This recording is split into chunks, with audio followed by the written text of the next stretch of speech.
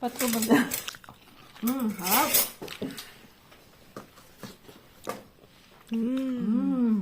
Ano? Si Mara, fulfill me ka na.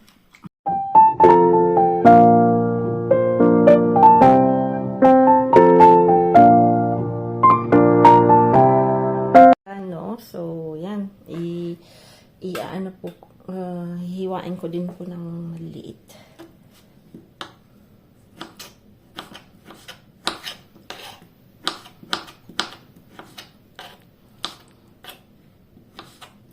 Yung totoong jackfruit, no po, medyo mahirap yun, balatan. Pag umuwi po kami ng Pilipinas, si mama kasi paborito na rin po yung langka, no? So, every time po na, nakakahanap po kami yan minsan pagka si Kabono po, si Anya, pumupunta ng Batangas, nadala po siya ng langka. Tapos, dun sa tabi-tabi ng Arayat, yung pag naglalakad-lakad po kami, pag may nakakita kaming puno, yun, tinatanong namin kung pwedeng bilhin. Ganun po yung inaano namin, ang ginagawa po namin. Kasi, wala pong masyadong langka sa Arayat na po kaysa sa Bicol. Sa Bicol, ang daming langka po. Yan, tapos lalagyan ng luya. Lahat may tanlad din. Kaya lang yung, po, lemongrass, konti lang na po. So, ayoko pong gamitin kasi papatubuin natin this summer na po.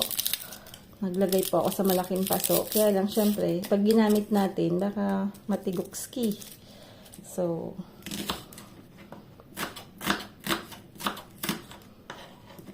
yan na natin wala. Tanglad, buya lang nalalagay natin.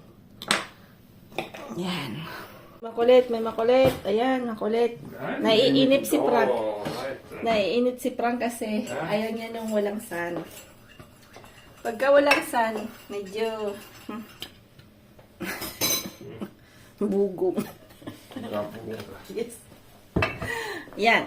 So, ayan na po yung oil natin. Sasabihin ng ating viewers, si Manay, pare-pares lang ang ulam. Kasi po mahilig ako sa gulay. Wala na po kaming gulay. Nakalimutan bumili ng gulay. Ang gulay na natira, yung langkang nasa can, tsaka konting spinach, no? Yung fresh na gulay. Nakalimutan niyang bumili. Ako po kailangan may gulay. So, sabi ko, kailangan pong yan. Ano po yan yung ham na serrano na po. So, medyo maalat po yan. So, yan po yung medyo papalasa natin. Para magbigay. Kasi pag kamisan may karang adobo po, nilalagay ko rin po yun. Yan. So, ano lang naman to, mabilis. Alam mo naman dito sa France, dahil ano po kami bigay sa Pinas na pupunta ka sa palengke, may mga bagay-bagay na po. But here, no.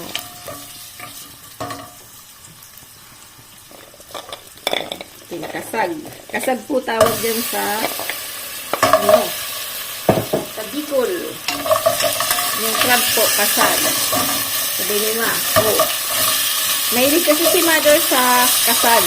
Sa alimango, sa crab. Kaya nung bata po ako, siyempre, ako ang paborito ng nanay mo, nagiging paborito mo na rin, di ba po?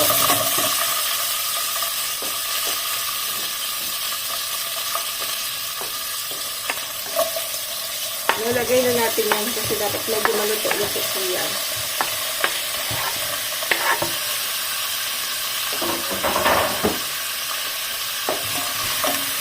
Ang ano ko lang naman po dyan ng habol yung gulay po, no?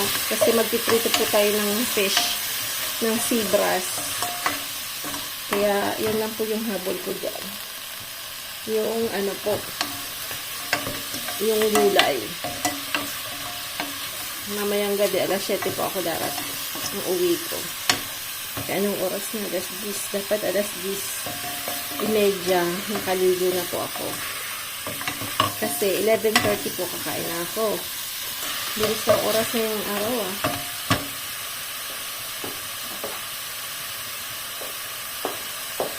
Tapos, lalagyan po natin ng konting chicken cubes. Siyempre.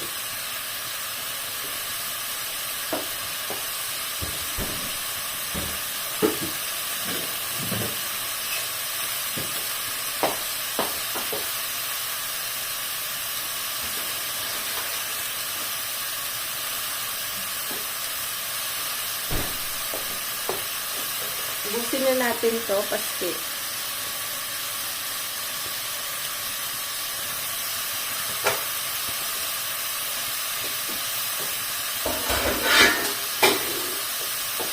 Pwede naman daing na po yung daing ang pang lalagyan ko din ng konting bagong kasi may bagong pahong na meron. Lalagyan natin ng supit ng ano po. Ayan.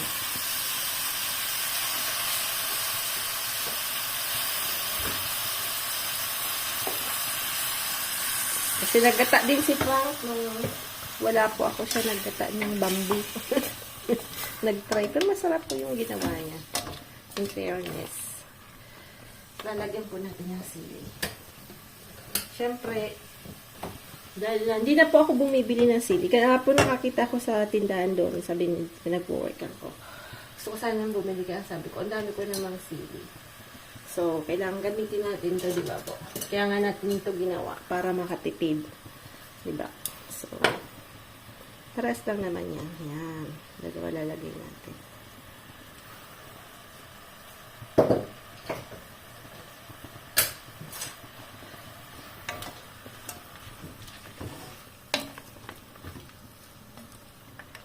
Kakapagpabango kasi siya. Yan. Yan.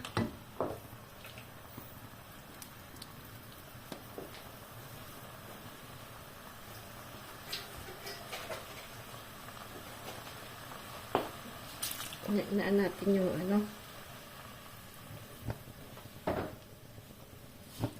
Tapos lalagyan po natin ng bagoong na konti.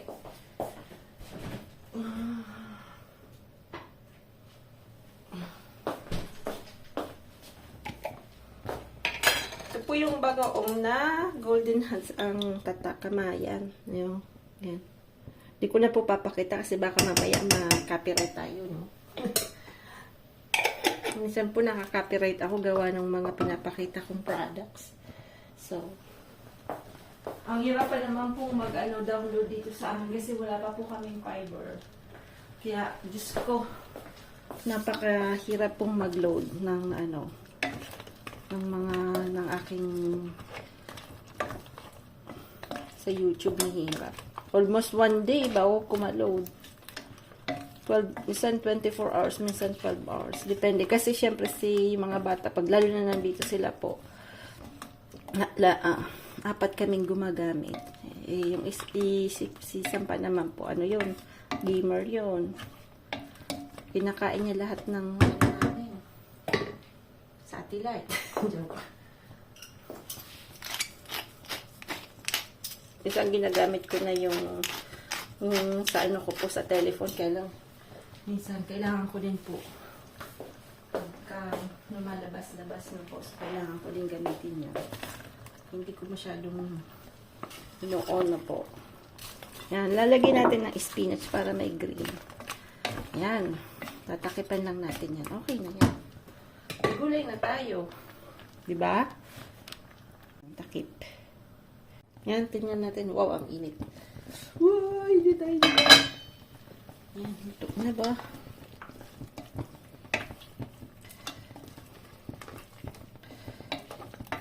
Lagyan natin ng konting asin. Yan. Yung crab na po yan, binibili ko yan na frozen. At galing Madagascar, imagine. Galing Madagascar yan, ha? Madagascar po, malapit sa Reunion Island along Indian Ocean po. Kasi dati po, di ba, nasa Reunion Island kami. So, Madagascar is along Indian Ocean. Ayan. Layong ang pinanggalingan yan, ha. Kasi, gusto ko po sanang magsinigang.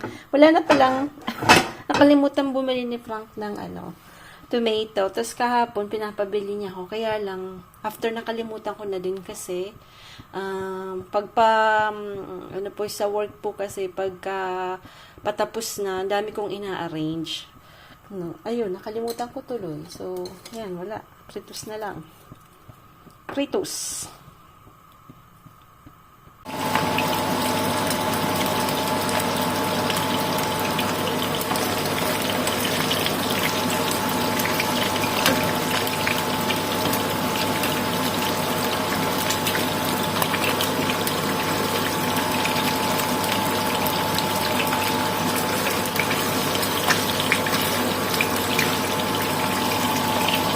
Siguro ito mamaya, sinigang ko, lagay ko lang sa ref.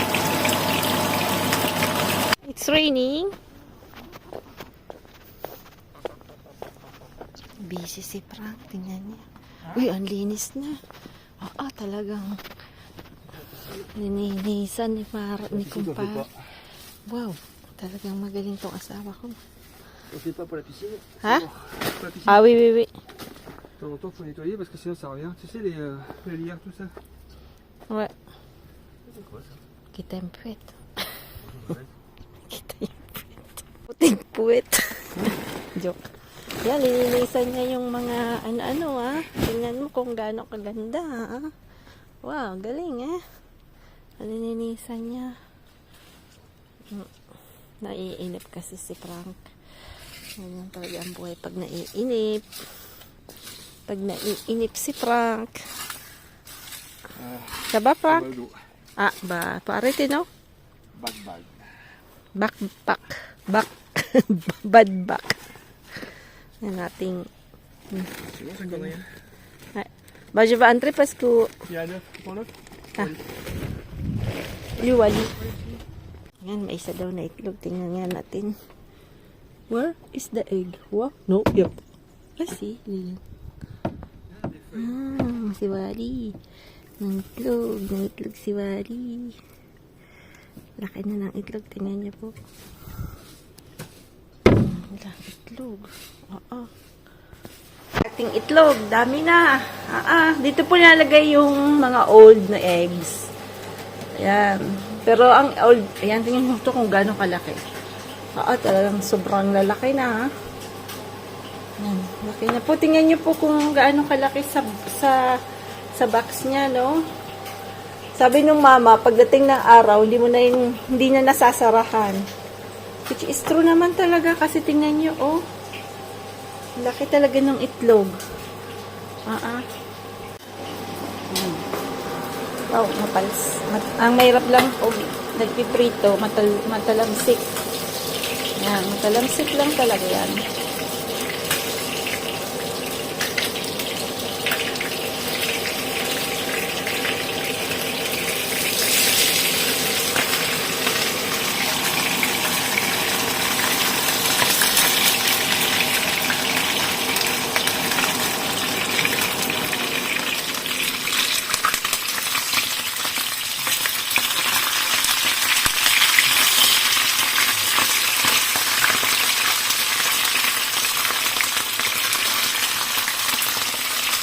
Una po yung ano natin, yung isda. Yan, yung ulo mamaya ko po lulutuin na gabi. Alas 7 po akong dating po. If ever. At si Osh nandito po, mahilig siya sa pusit. So, ano po ako yan po yung pinagprituhan natin, no? Para hindi masayang, gagamitin natin. So, yung pusit po, dapat medyo madami yung mantika para crispy. So po, ganyan ginagawa ko. Alang, minsan natitilam sa kanma. Yan po ako, masakit din. So, lagi ko po kasing gamit chopstick. Masanay po akong chopstick gamit. Siguro dahil may dugong chekwa. Joke. Yan. Si mama tuloy, wala na chopstick sa bahay niya. Imagine that. Siya yung totoong talagang almost 100% na Chinese. Nung one time, naghahanap po ako ng baguette, ng chopstick. Wala na daw siyang chopstick. Sabi ko.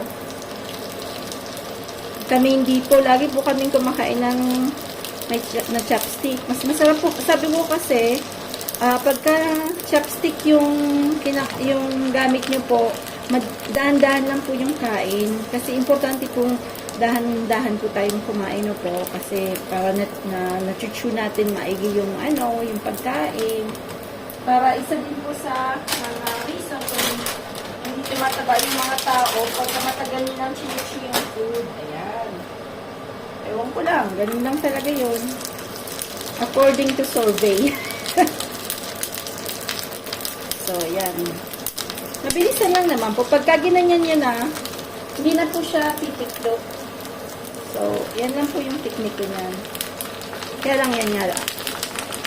Kasi yung mantika ng hindi mo na naman po yan magagamit. So, dito po inaano ko po yan, nalagay ko po yan sa isang, hindi ko po siya inaano sa lababo na po kasi dito may winter. Ang nangyayari, pagka tinapon yung mantika sa lababo, pagka malamig po, nagkaklag yung mo. Ang mahal pa naman po dito nung nag-aayos So, kami po, iniimba ko po yan sa isang container, tapos tinatapon ko po yan yung nagko-collect ng tapunan. Yun. Yun lang po yung yan. Tapos, luluto po ako ng bisugo. Yan, paborito ko yan. Paborito yan ni Lola. Ni Owa ma. Paborito ni Lola P.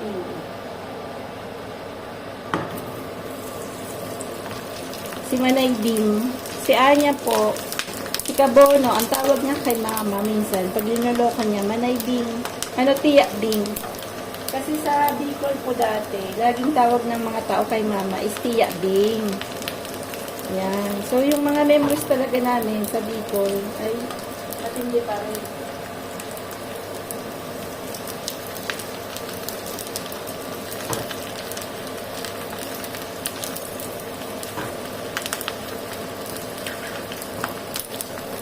Pag sobrang init, medyo ano-anoin nyo po. Paahon-ahonin sa apoy. Tawag naman. Pag nasobra naman po kasi yung luto, yung pusit, mapait. Mapait po yan. So, dapat anuhin lang po talagang huwag masyadong sobra naman po.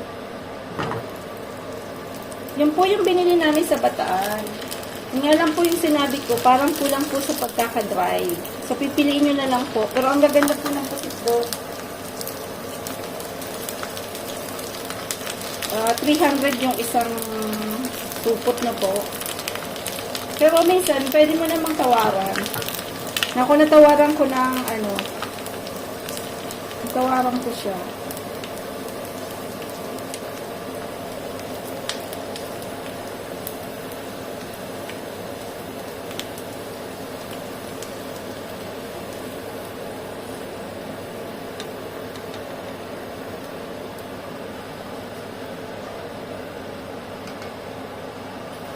Mga bata, paborito ko yung pusit. So, konti kasi ito.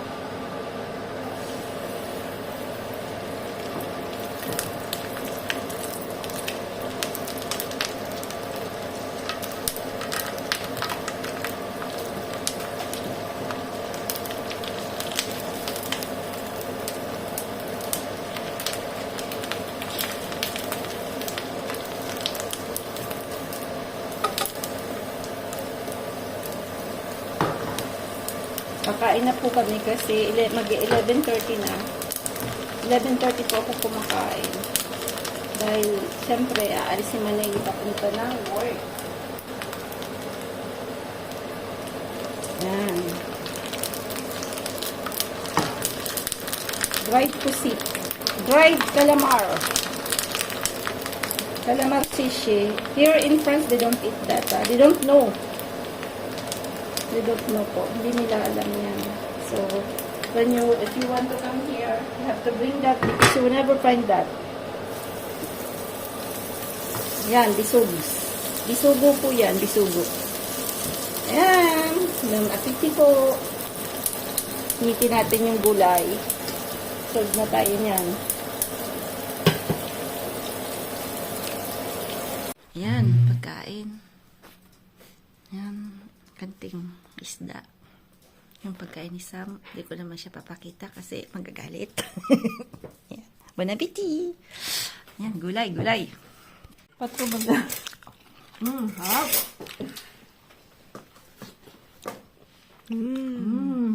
Ano? C'est mal, il faut filmer quand même.